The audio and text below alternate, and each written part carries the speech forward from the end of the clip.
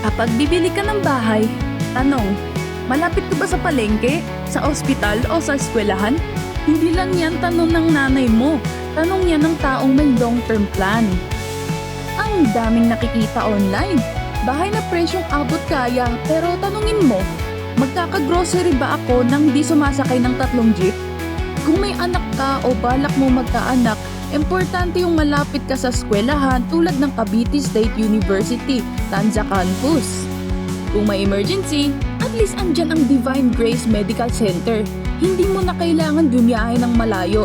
Gusto mo ng konting libang o need mo mamili? Robinson Tanza is just a few minutes away.